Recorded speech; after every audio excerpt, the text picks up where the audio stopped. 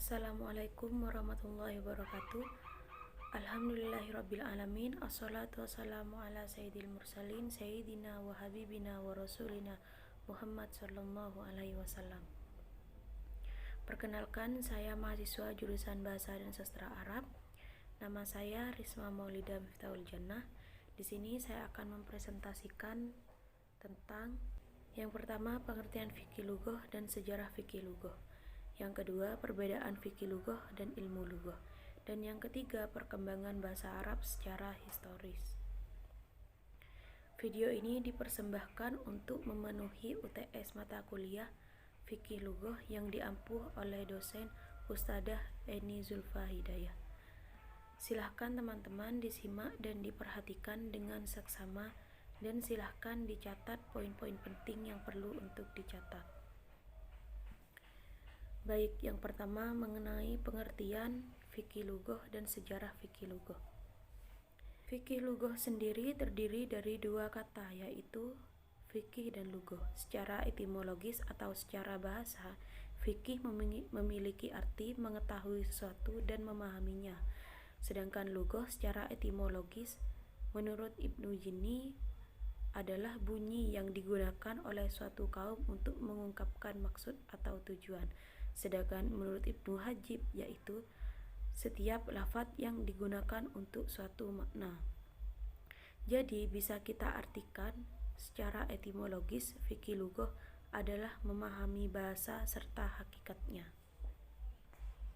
Selanjutnya secara terminologis atau secara istilah, yaitu ilmu yang mengkaji problematika bahasa dan aspek bunyi kosakata, struktur, karakteristik, fonologis, morfologis, sintaksis, dan sematik. Ilmu ini juga mengkaji tentang dialek serta masalah-masalah yang muncul tentang bahasa. Selanjutnya, sejarah fikih lughah. Penamaan fikih lughah dimulai sejak penamaan kitabnya Abu Mansur Abdul Malik bin Muhammad As-Sa'labi yang wafat pada tahun 429 Hijriah yang bernama Fiqhu al-Lughah.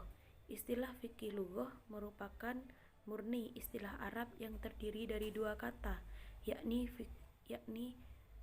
fiqhu dan al-lughah. Secara etimologi, fikih itu berasal dari bahasa Arab al-fiqhu yang berarti al-fahmu atau pemahaman. Kedua, perbedaan fikih lughah dan ilmu lughah. Perbedaan fikih lughah dan ilmu lughah yaitu ilmu lughah sendiri membahas tentang struktur bahasa, kaidah bahasa, lahjat, dan lain-lainnya. Sedangkan fikih lughah memahami bahasa secara mendalam, baik pada kebudayaan, peradaban, perkembangan, dan lain-lainnya pada bahasa itu sendiri. Dan selanjutnya perkembangan bahasa Arab secara historis. Pada awalnya, bahasa Aramik dibawa oleh Nabi Ibrahim, sedangkan Siti Hajar berasal dari Mesir dan menggunakan bahasa Kiptiyah yang digunakan oleh masyarakat Mesir saat itu.